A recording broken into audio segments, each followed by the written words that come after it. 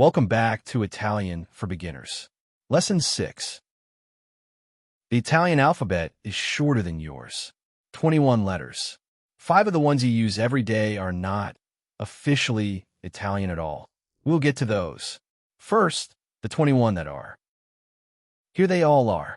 Do not try to memorize this screen. There are only 2 patterns underneath it, and I am about to show you both. Look at the consonants.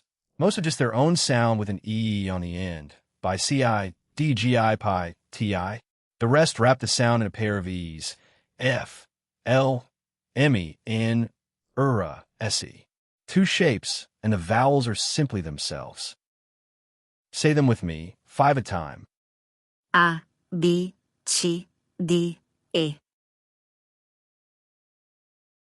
A, B, C, D, E.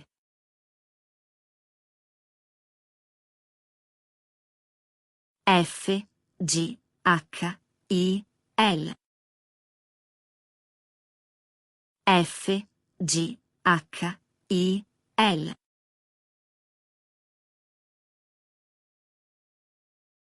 M, N, O, P, Q. M, N, O, P, Q.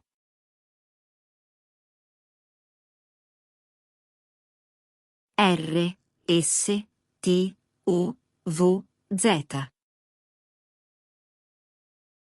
R, S, T, U, V, Z.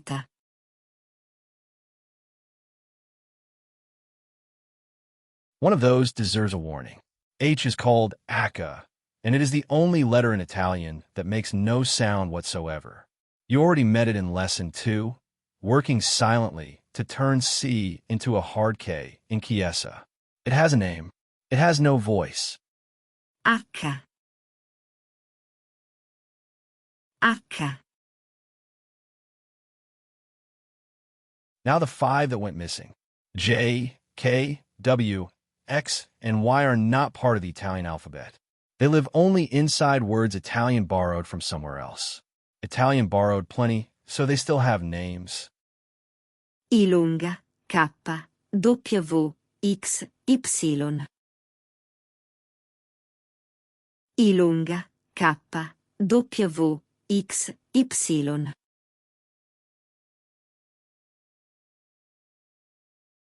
And here is where you actually meet them. Every one of these words came into Italian from outside and brought its letter along with it. Notice what Italians did with W. They did not invent a name for it. They looked at the shape, saw 2 V's, and called it double V. Hold on to that word, doppia. You're about to need it in every single name you spell. Doppia. Doppia. Italian is full of double letters, and they changed the word completely. You saw that with nana. So an Italian never says the letter twice. They say doppia, then the letter once. Doppia S. Doppia S. Here is the most common surname in Italy, spelled the way an Italian would spell it. R, O, doppia S, I. R, O, doppia S, I. One more mark to name. Those accents you met in Lesson 2, the ones on cafe and sitta. When you spell a word that has one, you say the letter, then the word accento. E accento. E accento. Now the question that sets all of this off. You know come si chiama from Lesson 3. Change one word and you get, how is it written? Learn it whole. We take it apart much later. Come si scrive? Come si scrive? And here is where Italian does something you will not expect. When a phone line is bad and letters start sounding alike, English speakers reach for Alpha, Bravo, Charlie. Italians reach for a map. Ancona, Bologna, Como. It runs all the way down the alphabet, and every Italian knows it without ever having learned it. And D is always Domodossola, not Duomo, not Dante, a town of 18,000 at the foot of the Alps that most Italians have never visited and every one of them could spell with. Nobody can tell you why. It is simply D. Domodossola. Domodossola. Put it together. You are on the phone, and someone needs your name in writing. Pronto? Buongiorno, mi chiamo Rossi. Come si scrive?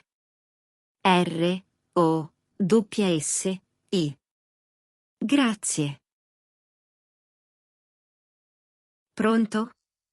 Buongiorno, mi chiamo Rossi. Come si scrive? R-O-S-S-I. Grazie. Every word in that exchange, except two, came from lessons 1 to 5. You have been building this since the first video.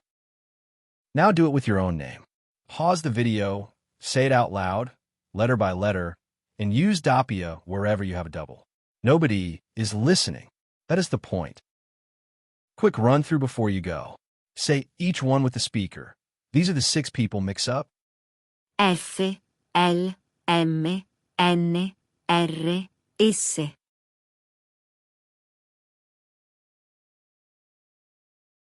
I lunga, K, W, X, Y.